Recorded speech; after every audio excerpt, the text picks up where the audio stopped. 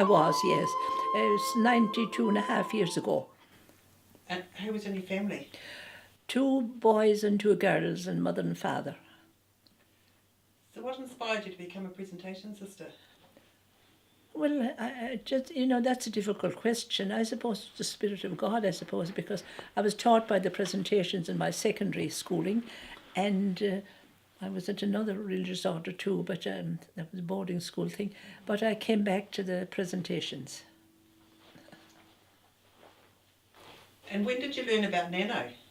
I never did until later life. The only thing I ever learned about Nano was, if I could be of service in any part of the world, I'd do all in my power. And it was only late in life. We did plays about her in the novitiate, and learned quite a bit about her after the ball and great times she had in France and that. But there was a good bit of emphasis on her. But it was only of late years that, after Vatican II, that we were asked to look at our charisms and our foundresses. So what year did you enter the presentations? 1944. A long time ago. And how did your family feel about that? Yeah, they were happy to get rid of me. They were quite happy. In those days, there was a sort of a, not a rule, but a sort of a thing that one would go for the priest and one religious and the others could go, and that I was the religious that they decided on, so that was okay. At least I think they did anyway. I'm not sure, but it's going back a bit, you see. And did you train to be a teacher in Ireland? No, but I did a sort of training, but not as such, no. But I trained as a teacher, a Montessori teacher in London in 1966. So when did you come to New Zealand? I have to think now. 1955, Feast of St. Jude, patron of hopeless cases. And what made you come to New Zealand? Well, you see, the other 7 had come already, and they were sending home glowing letters. So I thought it'd be a good idea to come too, so I did. I volunteered to come, and I suppose in a good, enthusiastic moment, you see. And was it hard to leave Ireland? Not in those days, no. It gets harder as you get older, you see. No, because it was all enthusiasm and mission and all great stuff, excitement and all. So how did you come out here? On a ship, Southern Cross. Tell us about that journey. Well, actually, I don't remember a whole lot about it now, but it was a new ship, and it came from Southampton, and it brought the Cistercians to New Zealand on the first trip, and then went back to Southampton, and then it brought us, 3 of us plus a few others, on the second trip. And it was lovely. It was very posh, in those days. But we were down in the hold, in the cheapest place, yeah. There were 7 of us in the, whatever you call it. With the luggage? Yeah. Well, I brought our lady, she came with us. She's now in St. Peter Chanel. And you came straight to Green Island? Yes, straight, yeah. And what were you taught by the sisters who were already there, the pioneering sisters? Well, they seemed terribly happy, and they got into the culture very quickly, and see, the school wasn't ready when they came, so they visited the parishes, and and they got, very enthusiastic about it, and very, they loved the place and loved the people and got a great reception, and, they were really enthusiastic, yeah. I went straight to school after arriving, yeah. Came in October, went to school on the 21st of November. 22nd of November, yeah. Which school? St. Paul's in Christopher, yeah. It was the UK area. And how did you get there? Well, hit and miss. We walked sometimes, and the parish priest would put his head in and say, I'll take you this morning, and we might get the bus to halfway up and then trudge away up to school with our bags and the other half. Have you got any stories about those trips? We used to call to get we had dinner in the middle of the day in those days, and we used to get a chop, and it cost $1 for a chop. It cost $2 for $1 for 2 chops. So that was our dinner every day, and I'd stick it in the pot with potatoes and carrots and onions, and while Carrie was doing the music, I'd get the meal. At the school? Yeah, there was only two of us, and there was just a curtain between us. Mm. And did you ever go up by car? Ah, yes, sometimes if it was very bad, and if the parish priest had nothing else to do, he'd run us up, and bring us home. But most of the time we walked for about. We got our car. We came and started in 55, and we got our car in 61. Then we had to get the license, you see, and that was a big thing. I failed it twice, but we got it eventually. And did your Kerry have any problems getting up there? Not really, no. She would have been. Was she ever stopped on the way?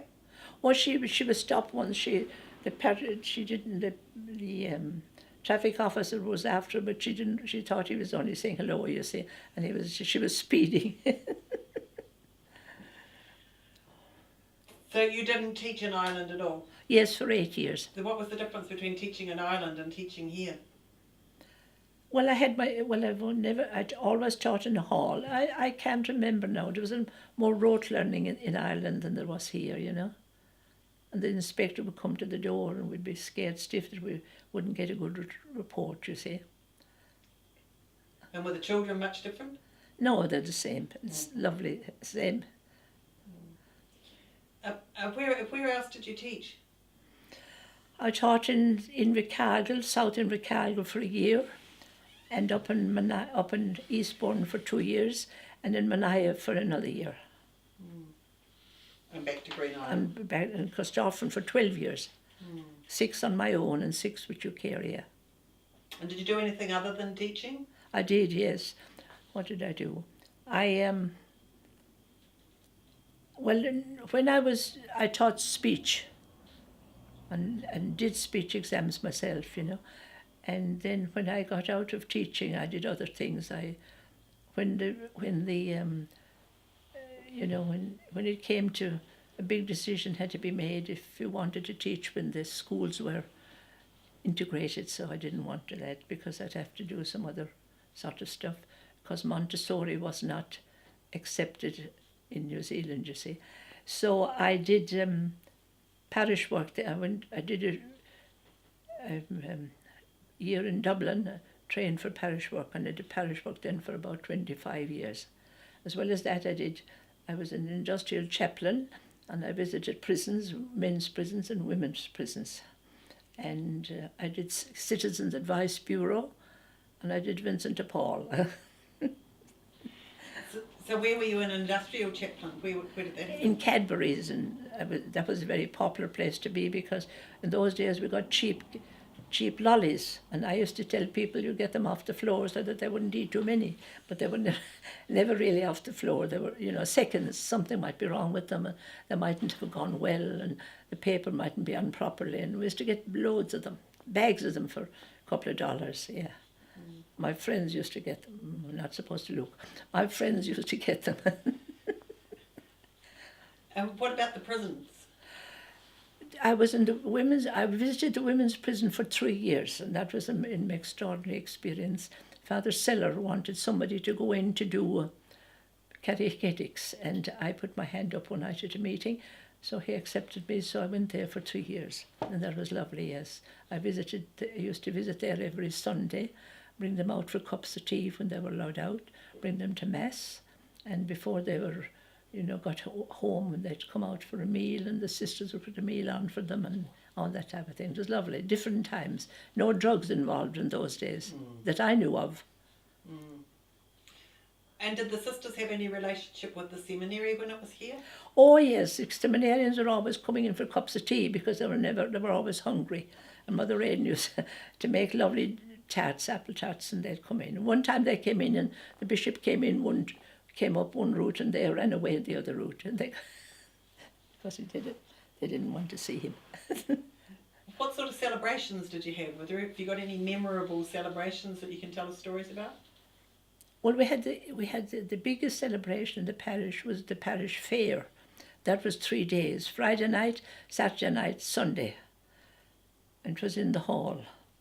And it went for 3 whole days, and how we did it. And the 3-legged sheep, if you went in, paid money, you would get a 3-legged sheep. You see the 3-legged sheep. Was there any gambling? Loads of it, crown and anchor and all. but it was making money, so we thought it was a great idea. But they were wonderful people in Green Island. They were the people really that brought me to where I am now. They allowed me to be free, and they didn't look for a person that was full of, the church wants this or the church wants that or the church wants the other thing. I felt, my own conscience. I think I followed it as best I could. But like the people, I think upheld us and supported us as we were, They were extraordinary people, in those days, full of spirit, especially in Corsican people, because they were in low socio-economical group, Now, you didn't get a salary or anything when you were teaching. No, I don't think so, no. So how did the sisters survive? Well, we got a lot of food we left at the door, and I taught speech, and we got something for that, and two sisters taught music, and Mother Aidan taught music. So it's only when the integration came that they got big salaries. I was never paid because I wasn't in school. I was very happy about that because I always felt that I wanted to work for the church for nothing, and I got away with it in the congregation. And did the church in Green Island, something happen to it? It was burned to the ground one night. And at 2:00 in the morning, I had a big knock, and I thought it was somebody putting on a new roof. Looked out, and the whole place was aflame. So we got out of the convent because that was threatened, and out we go, and down to the people the policeman was at the gate there, and we went down there and had a cup of tea, Yes, it was burned to the ground, yeah. We don't know what it was, but I don't think it was arson. But then we got a lovely new church. Carrie wanted something beautiful for God, and she got it. It's an answer to prayer. Yeah, it's enough now. So, have you been back to Ireland at all? Oh, yes, several times. 6 or 7 or 8 times, yeah. Is that hard? Well, it got hard of late, but I mean, I couldn't go back now because the journey would take, I couldn't. I'd love to see them all again. And I'm having my niece out in 2 weeks' time now, and her husband. But, I just couldn't face the trip anymore, I was home 9 years ago, was the last time, yeah. I think, yeah. And how do you keep in contact with your family? Well, I'm on Viber, and I ring them up, and, oh yes, I keep contact with them, yeah, they're very good, yeah. When they came out for my 90th birthday, you see. So you've got one sister still alive? Yes, my 2 brothers are dead, yeah. And what about when your parents died? Were you here? No, I was in Ireland. Both my parents were dead before I was 21, I think, around that time, The best thing that happened to me was that I came to New Zealand, I would say. And I belong to a lovely family. They've been always good to me. And great friends, and especially Brian. And I mean, with family problems, but, sad stories in my families, but that's part of life, I don't think I've been very blessed with good health, and I can still laugh at myself and make a fool of myself and all that type of thing and enjoy it. But no, nothing really, devastating ever happened to me, I don't think, anyway. God has been at my side all the time, carried on eagle's wings. You were, presentations have been known for their hospitality. Yeah. Who are some of the people that you've entertained, especially at Green Island? Oh, hundreds of them, I couldn't tell you now. Especially Michael Crawford, who was one of our favourites, and a few others too. And we had lots of people staying at the house, and I took a young woman from the prison who had no place to go. She stayed for 3 months, and, people would come from Ireland, and we'd plenty of room, and we'd keep them, and hundreds came and went, People coming from Australia, Irish people passing through, and somebody would give them our address, and we'd be delighted to see them, it's wonderful.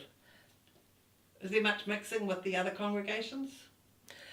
Well, we were the first to move out, you see. Bishop Kavanagh bought us a ticket to go to Mary O'Hara's concert, the first time the nuns were ever out. So we were out. And then we joined up a lot. I had a lot to do with the Mercy Sisters, yeah. Still do, yeah.